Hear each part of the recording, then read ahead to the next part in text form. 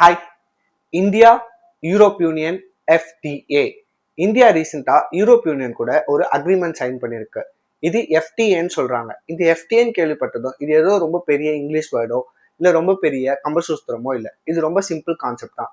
For example, நம்ம ஊர்ல ரெண்டு கடைக்காரர் இருக்காங்க. ஒருத்தர் அரிசி கடைக்காரர், இன்னொருத்தர் ட்ரெஸ் கடைக்காரர். இந்த அரிசி கடைக்காரர் சொல்றாரு, நீ என் கடையில அரிசி பருப்பெல்லாம் வாங்கிக்கோ, நான் உனக்கு டாக்ஸ் போட மாட்டேன்றாரு. இந்த ட்ரெஸ் கடைக்காரர் சொல்றாரு, நீ என் கடையில ட்ரெஸ் ஷூஸ்லாம் வாங்கிக்கோ, நானும் உனக்கு டாக்ஸ் போட மாட்டேன்னு சொல்றாரு. இவங்க ரெண்டு பேரும் சேர்ந்து பேசி அவங்க பிசினஸ் டெவலப் பண்றதுக்கு ஒரு வழியை தேர்ந்தெடுக்கிறாங்க. அதுதான் இந்த FTA, ஃப்ரீ ட்ரேட் அக்ரிமெண்ட். வாங்க இந்த ஃப்ரீ ட்ரேட் அக்ரிமெண்ட்டை பத்தி இன்னும் டீடைல்டா டிஸ்கஸ் பண்ணலாம், நம்ம ஸ்டைல்ல, காஸ்மிக் குருவி ஸ்டைல்ல.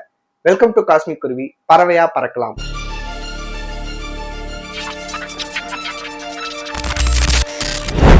ஃபர்ஸ்ட் இந்த யூரோப் யூனியனா என்னன்னு தெரிஞ்சுக்கலாம். ஜெர்மனி, பிரான்ஸ், இட்டாலி, ஸ்பெயின், நெதர்லாண்ட்ஸ்னு 27 கண்ட்ரிகள் சேர்ந்தது தான் இந்த யூரோப் யூனியன். இங்க இருக்க மக்கள் தொகை மட்டுமே 45 கோடிக்கு மேல. அண்ட் இவங்க எல்லாருமே ரொம்ப ரிச் அண்ட் குவாலிட்டி ப்ராடக்ட்ஸ் தான் விரும்புவாங்க. நம்ம இந்தியால shirt, shoes, leather products, automobile part, சாஃப்ட்வேர்னு நிறைய மேனுஃபேக்சர் பண்றோம். ஆனா இது எல்லாமே குவாலிட்டியா பண்ணாலும் இது அங்க யூரோப் மார்க்கெட்டுக்கு போகும்போது டாக்ஸ், டியூட்டி, நிறைய ரூல்ஸ் அப்ளை பண்றதுனால நம்மளோட ப்ராடக்ட்ஸோட காஸ்ட் அதிகமாகுது. இப்போ இந்த FTA நடைமுறைக்கு வந்தா இந்த டாக்ஸ் கம்மியாகலாம், சம்டைம்ஸ் ஜீரோவா கூட ஆகலாம். ஸோ நம்மளோட ப்ராடக்ட்ஸ் அங்க இருக்க மக்களுக்கு சீப் அண்ட் பெஸ்டா கிடைக்கும். நமக்கு யூரோப்போட பெரிய மார்க்கெட் கிடைக்கும். யூரோப்ன்றது வேர்ல்டுலயே one of the biggest markets. அப்படி இருக்கும்போது அங்க இருக்க மக்களுக்கு நம்மளோட ப்ராடக்ட் அஃபோர்டபுள் பிரைஸ்ல கிடைக்கும், நமக்கு யூரோப்போட மார்க்கெட் கிடைக்கும். ஸோ ரெண்டு சைடுமே இது வின் வின் சிச்சுவேஷன் தான். இது ரொம்ப சிம்பிளான கான்செப்ட் தான். நீ என் பொருளை வாங்கு, நான் உன் பொருளை வாங்குறேன், நம்ம ரெண்டு பேருமே சேர்ந்து பிசினஸ் பண்ணலாம்னு சொல்றது. ஃபர்ஸ்ட் இந்த இந்தியா யூரோப் யூனியன் FTAவோட ஹிஸ்டரியை பார்ப்போம். இது ஓவர் நைட்ல வந்த ஐடியா கிடையாது. 2007 இதுக்கான பேச்சுவார்த்தை ஸ்டார்ட் ஆயிடுச்சு. அப்ப இருந்த இந்தியாவோட மார்க்கெட் எக்கனாமி வேற மாதிரி இருந்துச்சு. IT செக்டர்லாம் க்ரோ ஆயிட்டு இருந்தது, மேனுஃபேக்சரிங்லாம் அவ்வளோ ஸ்ட்ராங் இல்லை. ஆனா யூரோப் அப்பவே டெவலப்டு கண்ட்ரிஸ் அண்ட் ரிச் வேற, அண்ட் ரூல்ஸ்லாம் ரொம்ப ஸ்ட்ரிக்டா ஃபாலோ பண்ணிட்டு இருந்தாங்க. ரெண்டு சைட்லயுமே நிறையவே எக்ஸ்பெக்டேஷன்ஸ் இருந்துச்சு. யூரோப் சொன்னாங்க, எங்களுக்கு இந்தியாவோட மார்க்கெட் ஓப்பன் பண்ணணும் அண்ட் எங்களோட ப்ராடக்ட்ஸ்க்கு ஃப்ரீ ஆக்சஸ் வேணும்னு சொன்னாங்க. அதே மாதிரி இந்தியாலையும் யூரோப்ல மார்க்கெட் ஓப்பன் பண்ணணும், எங்களோட ப்ராடக்ட்ஸ்க்கு டாக்ஸ் கம்மியா இருக்கணும்னு சொன்னாங்க.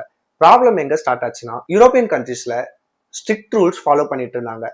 Patent law, human right clauses, environmental rules, labour ரூல்ஸ்னு சொல்லி இந்த ரூல்ஸ் எல்லாம் நம்ம இந்தியாவில் இருக்க சின்ன ஃபேக்டரிஸ்ல அப்ளை பண்ணா அந்த சின்ன ஃபேக்டரிஸ்லாம் சர்வைவ் ஆகுமான்னு இந்தியாவுக்கு ஒரு பயம் வந்துச்சு. ஃபார் எக்ஸாம்பிள், என்வைரன்மெண்டல் ரூல்ஸை எடுத்துட்டு வந்து திருப்பூர்ல இருக்க ஒரு டைங் ஃபேக்டரியில அப்ளை பண்ணோம்னா அவங்களுக்கு காஸ்ட் அதிகமாகும். ஏன்னா டாக்குமெண்டேஷன், வேஸ்ட் மேனேஜ்மெண்ட், மிஷின் சேஞ்சுன்னு போனா திருப்பூர்ல இருக்க ஃபேக்டரிக்கு ரொம்பவே லாஸ் ஆகும், மேபி காஸ்ட் அதிகமாகலாம். ஸோ இதனால இந்தியா சைடு ஸ்லோவாயிடுச்சு, பேச்சுவார்த்தையும் இழுத்தடிக்க ஆரம்பிச்சிருச்சு. 2007 இருந்து 2013 வரைக்கும் இந்த பேச்சுவார்த்தை இழுத்தடிச்சுது. 2013 ஃபைனல் அக்ரிமெண்ட் சைன் ஆகல. ஸோ இது ஒரு டெட் ப்ராஜெக்ட்னு முடிவும் பண்ணிட்டாங்க. ரெண்டு சைடும் ஹேண்ட்ஸ் அப்பும் பண்ணிட்டாங்க. ஆனா வேர்ல்ட் பாலிடிக்ஸ் ரொம்பவே ஃபாஸ்டா சேஞ்ச் ஆச்சு. சைனா US ட்ரேட் வார் யூரோப்புக்கு சைனா மேல இருந்த ட்ரஸ்ட்டை கம்மி பண்ணுச்சு. ரஷ்யா உக்ரைன் பிரச்சனை யூரோப்போட மார்க்கெட் எக்கனாமிக்கு ஷாக் கொடுத்துச்சு. எனர்ஜி ஷார்டேஜ், சப்ளை செயின் பிரேக்னு யூரோப்புக்கு எல்லாமே ப்ராப்ளம் ஆச்சு. ஸோ யூரோப் மொத்தமா சைனாவை இனிமே டிபெண்டா இருக்கக்கூடாதுன்னு நினைச்சது. அதே சமயத்துல மார்க்கெட்டையும் எக்கனாமிக்கலாவும் ஸ்ட்ராங்கா இருக்கிறதுக்காக ஒரு பெரிய கண்ட்ரியோட பார்ட்னர்ஷிப் தேவைப்பட்டுச்சு. ஸோ இந்தியாவோட சைட் கவனம் திரும்பிச்சு. இந்தியாவும் இந்த கேப்ல PLI scheme, make in India, infrastructure, highway, ஸ்போர்ட்ஸ்னு எல்லாத்தையுமே இம்ப்ரூவ் பண்ணிட்டாங்க. அண்ட் இந்தியா சைட்ல இருந்து இதை நெகோசியேட் பண்றதுக்கு ஸ்ட்ராங்கா ஸ்ட்ரென்த்தா இருக்கணும்னு நினைச்சாங்க. அகைன் 2021-22 டாக்ஸ் ரீஸ்டார்ட் ஆச்சு. இந்த வாட்டி ரொம்பவே ப்ராக்டிக்கலா அப்ரோச் பண்ணாங்க.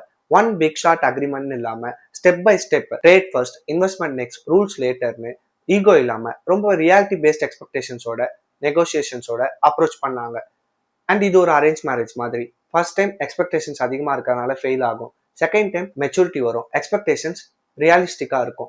ஸோ இந்த வாட்டி டீல சைனும் பண்ணியாச்சு. ஹிஸ்டரி என்னன்னு தெரிஞ்சாதான் இது ஈஸியா சைன் பண்ணப்பட்ட ஒரு அக்ரிமெண்ட் இல்லைன்னு உங்களுக்கு புரியும். இந்த இந்தியா யூரோப் யூனியன் FTAல இந்தியாவுக்கு நிறைய பெனிஃபிட்ஸ் இருக்கு. அதுல ரொம்ப பெரிய பெனிஃபிட் மேனுஃபேக்சரிங். ஆல்ரெடி சொன்ன மாதிரி யூரோப்போட மார்க்கெட் ரொம்ப பெருசு அண்ட் அங்க டிமாண்ட் ஸ்டேபிளா இருக்கும். ஸோ இந்தியாவில் மேனுஃபேக்சர் ஆகிற leather goods, shoes, shirts, medicines, electronic items, softwares and auto parts எல்லாமே அங்க போகும்போது அங்க இருக்க மக்கள் அதை விரும்பி வாங்குவாங்க, சீப் அண்ட் பெஸ்டா கிடைக்கும்ன்ற பேர்ல. அதனால இந்தியாவுக்கு இங்க மேனுஃபேக்சரிங் அதிகமாகும். அண்ட் இங்க இருக்க எம்ப்ளாய்மெண்ட்டும் ஜாஸ்தியாகும். ஃபார் எக்ஸாம்பிள், இப்போ திருப்பூர்ல இருக்க ஒரு கம்பெனிக்கு ஃபர்ஸ்ட்லாம் 3 மாசத்துக்கு ஒரு ஆர்டர் வந்துச்சுன்னா இப்போ அது 1 இயர் கான்ட்ராக்டா மாறதுக்கான சான்சஸ் இருக்கு. இந்த எம்ப்ளாய்மெண்ட் எஃப்டிஏ டைரக்டா கொடுக்காது, ஆனா ஒரு ஃபேக்டரி க்ரோ ஆகும்போது அதுல இருக்க ஜாப்ஸும் அதிகமாகும். அண்ட் ஒன் மோர் திங், ஒரு ஃபேக்டரி க்ரோ ஆச்சுன்னா அதை இன்டைரக்டா டிபெண்ட் பண்ணி இருக்க ட்ரக் டிரைவர்ஸ், லோடர்ஸ், பேக்கர்ஸ், வேர் ஹவுசஸ், போர்ட்ஸ்னு இவங்களுக்குலாமும் பெனிஃபிட் அதிகமாகும்.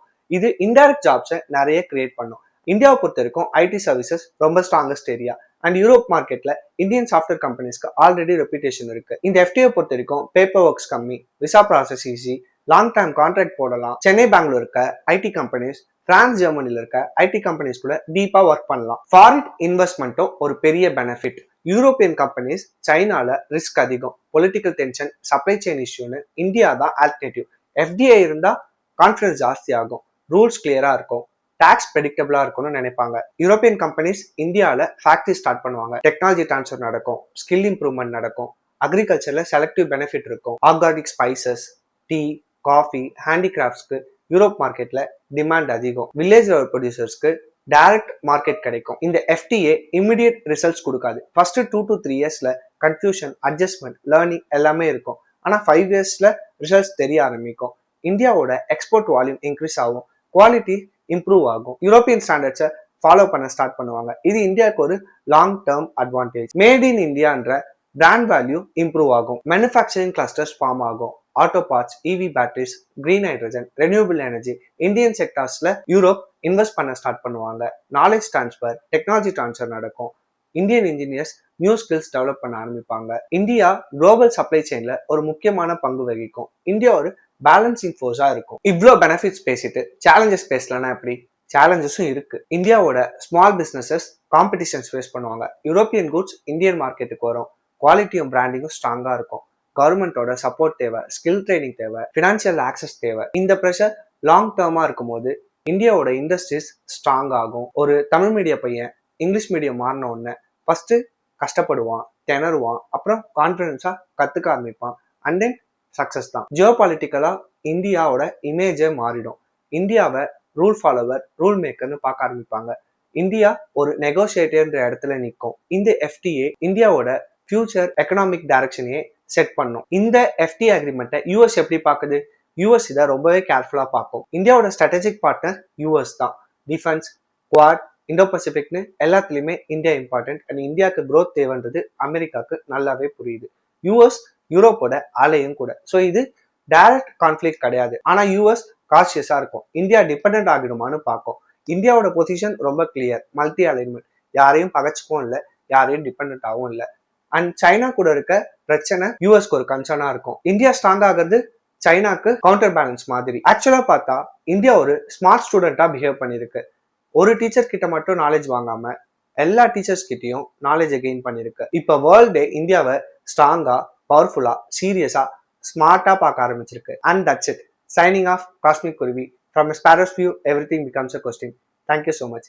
இந்த மாதிரி இன்ட்ரெஸ்டிங்கான வீடியோஸ்க்கு நம்ம சேனலை சப்ஸ்கிரைப் பண்ணுங்க.